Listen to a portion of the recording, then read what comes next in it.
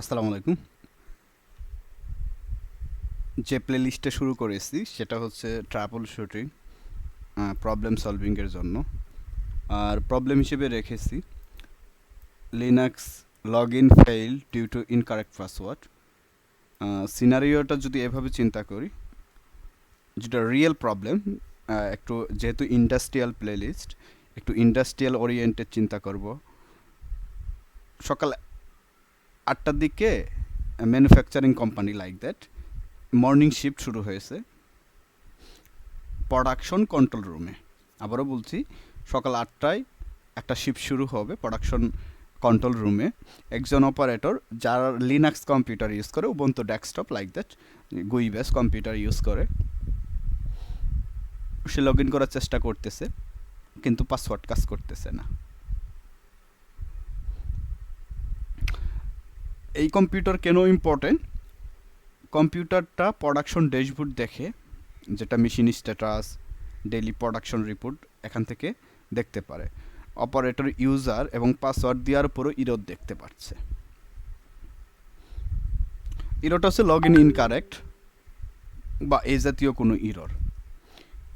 এই অবস্থায় সে আইটি সাপোর্টে মেইল করছে যে তার এই প্রবলেম দেখাচ্ছে।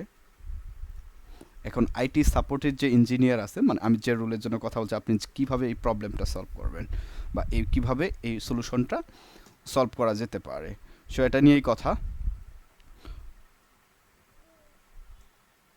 সলিউশনের জন্য আপনি কি করবেন, যেহেতু প্রোডাকশনের বিষয়বস্তু ইন্ডাস্ট্রিয়াল সার্ভার, সো এখানে বেশ কিছু চিন্তা আপনার মাথায় রাখতে হবে। প্রথম চিন্তা করবেন আসলে ইউজারটা কি একটি ডিরেক্টরির আন্ডারে আছে কিনা। যেহেতু অ্যাক্টিভ ডিরেক্টরিটা কি, অ্যাক্টিভ ডিরেক্টরি হচ্ছে অনেকগুলো কম্পিউটারকে ম্যানেজ করে। সহজ ভাষায় আমরা বুঝি যদি, প্রথমে যে বিষয়টা আপনাকে ফিক্সড করতে হবে, এর বিহেভিয়ার সম্পর্কে আপনাকে জানতে হবে। কেন জানতে হবে? কারণ এটা ইম্পর্টেন্ট, যেহেতু প্রোডাকশনের সাথে রিলেটেড।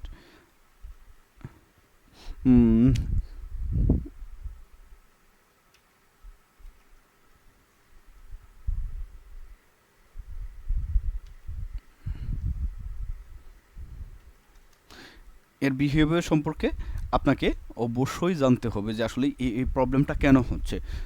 সেটা হচ্ছে পাসওয়ার্ড দেওয়ার পরও লগ ইন হচ্ছে কি না, নাকি বারবার লগ ইন স্ক্রিন ফিরে আসতেছে, বা অন্য ইউজার লগ ইন করতে পারতেছে, বা শুধু নির্দিষ্ট ইউজার লগ ইন করতে পারতেছে না। ইউজার পুরনো পাসওয়ার্ড ব্যবহার করতে পারে। এর বিহেভিয়ার সম্পর্কে আসলে জানতে হবে। এটা অর্গানাইজেশনের পলিসির উপরে ডিপেন্ড করে। আপনি যখন একজন সাপোর্ট ইঞ্জিনিয়ার হিসেবে অথবা সিস্টেম অ্যাডমিন হিসেবে সেখানে কাজ করবেন, আপনি অবশ্যই আপনার অর্গানাইজেশন সম্পর্কে অবগত থাকবেন যে ওই অর্গানাইজেশনের কিভাবে বিষয়টা। সেজন্য আপনাকে যে প্রথম বিষয়টা করতে হবে সেটা হচ্ছে আপনার প্রবলেম সম্পর্কে জানতে হবে। এরপরে রুট কজ ফাইন্ড আউট করতে হবে। রুট কজ, যে আসলে রুট কজটা কী ছিল। এই রুট কজ ফাইন্ড আউট করার পরে আপনি ট্রাবল শুটিংয়ে যাবেন। রুট কজে সম্ভাব্য কী কী কারণ হতে পারে? রং পাসওয়ার্ড, রং পাস হতে পারে, যেটা কমন ভুল আমরা করে থাকি, রং পাসওয়ার্ড দেই। কারণ আপনার যে ইন্ডাস্ট্রি রয়েছে সেই ইন্ডাস্ট্রিতে যারা রিলেটেড কাজ করে তারা বিজনেস কেস মানুষ, তারা টেকনিক্যাল না, সেজন্য আপনাকে আইটিতে আপনাকে তারা রিচ আউট করে। সো ক্যাপ লক অন থাকে অনেক সময়। আমি বলে যাই লেখার চেয়ে ক্যাপস লক, যেহেতু অনেক বড় হয়ে যাবে নয়তো ভিডিওটা। ক্যাপ লক অন, তারপরে কিবোর্ড লেআউট চেঞ্জ থাকে, পাসওয়ার্ড লক হয়ে যা, নির্দিষ্ট কারোর সময় পাসওয়ার্ড যদি সে ইউজ না করে পাসওয়ার্ড লক হয়ে যা। দেন এই জিনিসটা আপনার অ্যানালাইসিস করার পরে আপনার যে সলিউশনটা আসবে সেগুলো নিয়ে প্রবলেমটা আপনাকে সলভ করতে হবে। এখানে দেখতে পাচ্ছেন আমি এখানে আসলে একটা নোড আর এটা হচ্ছে টার্মিনাল। আমি থিওরি এবং প্র্যাকটিক্যাল উভয় নিয়ে কথা বলবো। সো যখন আপনার এরকম একটা বিহেভিয়ার হবে, আপনি কি করবেন? ট্রাবল শুটে যখন যাবেন, আমি লিখেই ফেলি একটু ট্রাবল শুটিংটা। তাহলে আমরা প্রথমে যদি দেই এটা 01 স্টেপ,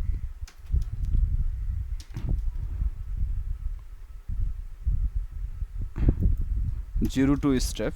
আপনি হয়তো ভাবতেছেন একটা পাসওয়ার্ড রং হয়েছে, সমস্যা কি, যা চেঞ্জ করে দিব, বাট ইন্ডাস্ট্রিতে কিন্তু এভাবে চিন্তা করে না। ইন্ডাস্ট্রি আপনাকে রুট কজ দেখাইতে হবে যে কী জন্য এই প্রবলেমটা হইলো। ইন্ডাস্ট্রি অবশ্যই এই রেকর্ডগুলো আপনার রাখতে হবে। ওকে, 01, 02, 03। এখন একজন ইঞ্জিনিয়ার ট্রাবল শুটিংয়ে যাবে, সে কী ওয়েতে এই বিষয়টা সলভ করতে পারে। মেন লক্ষ্য এটাই, বিকজ আমি সিনারিওটা নিয়ে আসছি যে ইন্ডাস্ট্রিতে আসলে কি সিনারিও হোক, কারণ ইন্ডাস্ট্রিয়াল পারসন আসলেই একাডেমিক জগতে অথবা এই জগতে কম আসে, তাদের খুব সময়ের প্রবলেম থাকে, সময় থাকে না। সেজন্য আমি দুইটা সিনারিও আসলে একত্রে আনার চেষ্টা করতেছি। ওকে,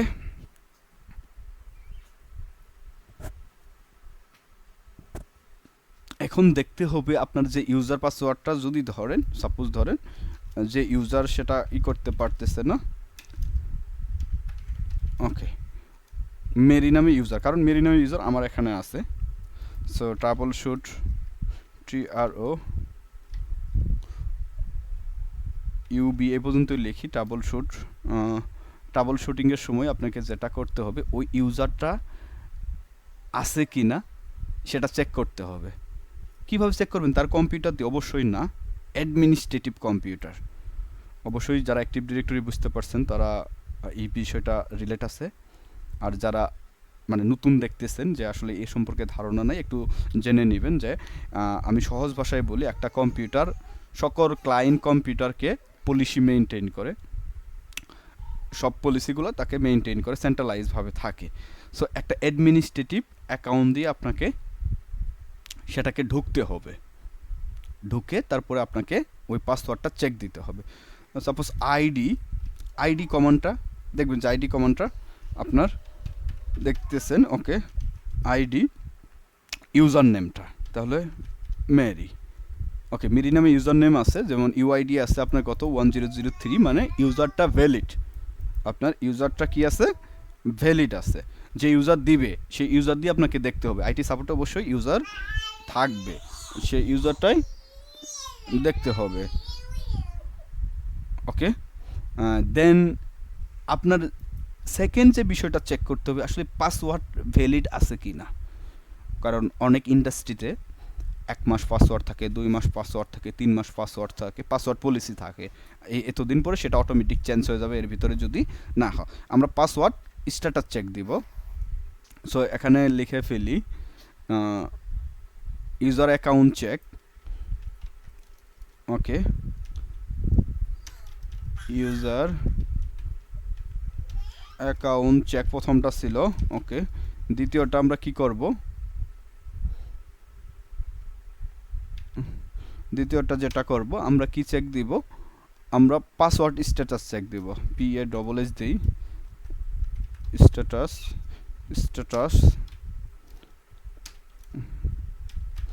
পাসওয়ার্ড স্ট্যাটাস চেক দিব। পাসওয়ার্ড স্ট্যাটাস চেক দেওয়ার জন্য আপনার যেটা করতে হবে, passwd s তারপরে ইউজার নেম দিলে তাহলে কি হয়েছে, মেরি লাস্ট যে এখানে পাসওয়ার্ড অ্যাকাউন্ট লক আছে কি না এই বিষয়ে দেখবে, যে 2026 7 মাস 10 তারিখ আপনাকে সেই স্ট্যাটাসটা দিবে আসলে পাসওয়ার্ড লক আছে কি না। আর যদি এল আসে, দেখুন আমি দিছি এসতে দিছি পাসওয়ার্ড এস। যখন দেখবেন আসলে এস কেন দিলাম, এই প্যারামিটারটা দেখে নেবেন যে পাসওয়ার্ড যে প্যাকেজ আছে এই প্যাকেজের সাথে কি কি প্যারামিটার আছে এটা একটু দেখে নেবেন। এস দিলে যদি এল থাকে, L that means account locked, L that means account locked, P that mean এখানে যদি পাসওয়ার্ড -p দেন তাহলে পাসওয়ার্ড সেট করতে পারবেন। তারপরে এনপি যদি দেন নো পাসওয়ার্ড, মানে এই প্যারামিটারগুলো একটু দেখে নেবেন, নো পাসওয়ার্ড।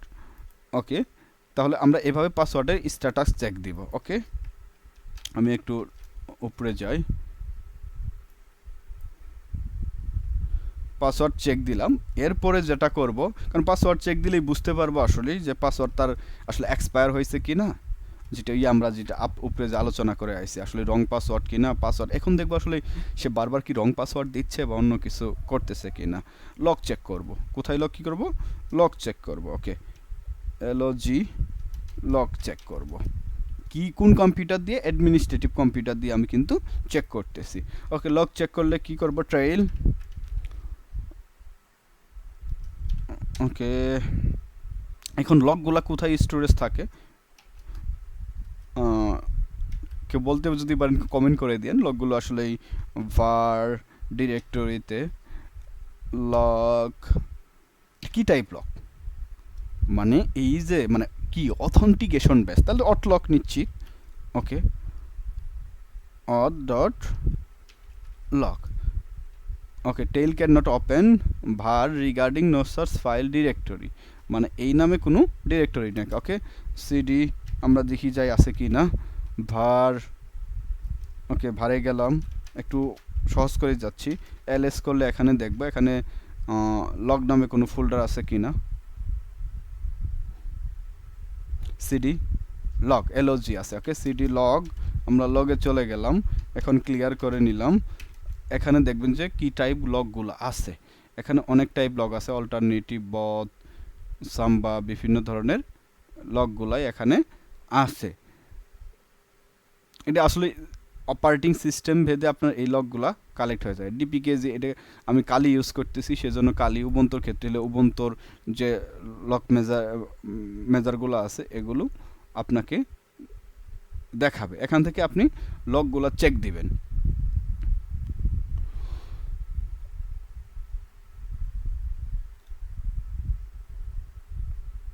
ওকে, চেক দেওয়ার পরে আপনার কিন্তু ইনসিডেন্টটা বের যদি হয়ে যায়, যখন ইনসিডেন্ট বের হয়ে গেল তখন আপনি পাসওয়ার্ড সেট করবেন। কি করবেন, পাসওয়ার্ড সেট করবেন। সো পাসওয়ার্ড সেট করার ক্ষেত্রে ওকে ইনু লিখেই দেই, সেট পাস দেই তাই হয়ে যাবে। এখন পাসওয়ার্ড সেট করেন, পাসওয়ার্ড PASSWD। ওকে, পাসওয়ার্ড মেরি, ইউজার নেম, পাসওয়ার্ডের সাথে ইউজার নেম কমন, তারপরে ইন্টার দিবেন, পাসওয়ার্ড আসবো, আমি দিয়ে দিলাম পাসওয়ার্ড ডাজ নট ম্যাচ, মানে আমি যখন পাসওয়ার্ডটা দিয়ে দিছি সে পাসওয়ার্ডটা ম্যাচ করেনি, আবার দিয়ে দিলাম। ওকে, দিয়ে দিলাম। ওকে, এখন কিন্তু password successfully update. So solution তো হয়ে গেল। এখন আমরা দেখব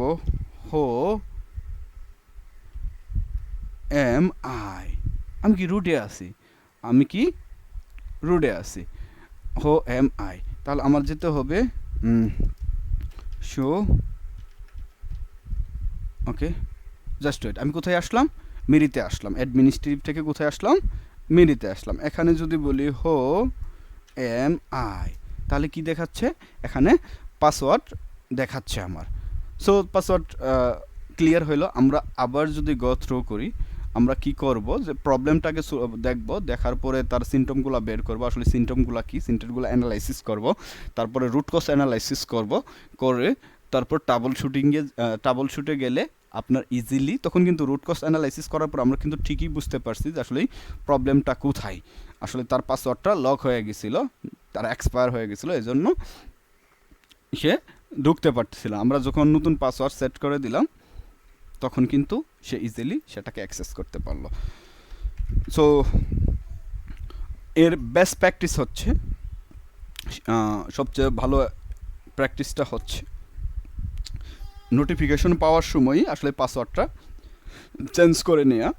যখন অ্যাডমিনিস্ট্রেটিভ থেকে নোটিফিকেশন অবশ্যই আসবে, যেসব অর্গানাইজেশনে পাসওয়ার্ড পলিসি রয়েছে 100% নোটিফিকেশন আসবে, নোটিফিকেশন মেইল আসবে যে আপনার ডেস্কটপের অথবা ল্যাপটপের পাসওয়ার্ড আপনি চেঞ্জ করে নিন, আপনি মেইলে পাসওয়ার্ড চেঞ্জ করে নিন, এরকম নোটিফিকেশন আসবে। কারণ মেইলে কাছে অ্যাক্টিভ ডিরেক্টরি থাকলে তো মেইলের সাথে অথেন্টিকেশন সবগুলো থাকবে।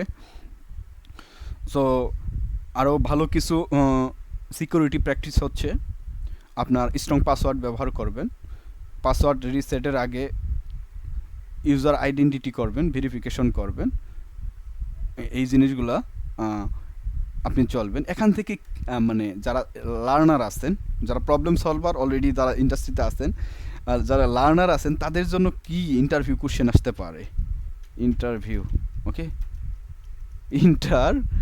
VIEW, এখান থেকে কি কোনো কোশ্চেন আসতে পারে? কোশ্চেন আসতেই পারে আসলে। ইন্টারভিউ যখন কোশ্চেন করে টেকনিক্যাল পার্সন অনেক সময় এই কোশ্চেনগুলাই করে থাকে যে কিভাবে পাসওয়ার্ড চেঞ্জ করবেন, বা লিনাক্স লগ ইন ফেইল যদি হয় তাহলে আপনি প্রথমে কি চেক করবেন আসলে, এই বিষয়গুলো, পাসওয়ার্ড রিসেট কমান্ডটা কি হবে, এই জাতীয়গুলো। সো আশা করি প্রবলেমটা বুঝতে পেরেছেন। আবার যদি আমি বলি যে প্রথম প্রবলেমটা ছিল Linux log in file. So আমরা সিমটম দেখেছি, রুট কজ দেখেছি, তারপরে ট্রাবল শুট করে আমরা পাসওয়ার্ডটা সেট করে দিয়েছি এবং কি রিকোয়েস্ট আইডিটা ক্লোজ করে দেবেন। ধন্যবাদ সবাইকে।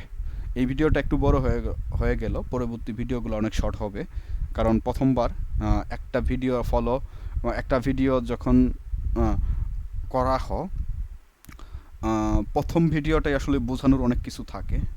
প্রথম ভিডিও দেখে আপনি বুঝতে পারবেন না সামনের ভিডিওগুলো কি আমি যাব কি যাব না। সো সেই জন্য অনেকটা ডিসক্রাইব করতে হয়। সো ধন্যবাদ সবাইকে।